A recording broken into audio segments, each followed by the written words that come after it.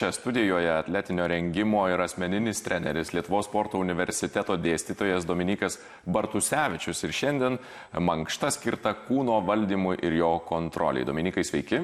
Labas rytas, Igni. Aš pirmiausia, tai noriu jūsų paklausti, ar svarbu rytais daryti mankštą, nes kartais žmonės tiesiog skuba į darbus, neturi laiko, aš taip pat. Ir ar tos kelios minutės mankštos gali pakeisti visą dienos nuotaiką?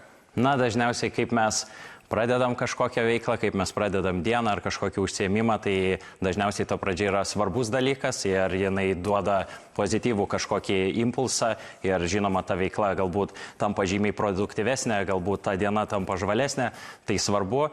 Bet vėlgi, jeigu yra skubama, jeigu nėra to laiko, tai galbūt tai ne pats optimaliausias dalykas, nes ta mankšta turėtų prabudinti, pražvalinti, o ne kaip tik sukurti kažkokią papildomą įtampą. Ir šiandien mankšta susijusi su kūno valdymu ir kontrole. Nuo ko pradėsim? Pradėsim labai ramiai, pradėsim nuo išjudinimo visų raumenukų, kurie greičiausiai po nakties nurimo, sustingo. Tai pradėsim ramiai, progresyviai, o vėliau šiek tiek intensyvinsim. Pabandysim susipažinti labiau su savo kūnu, patirti jį, pajausti ir pasiruošti puikiai dienai.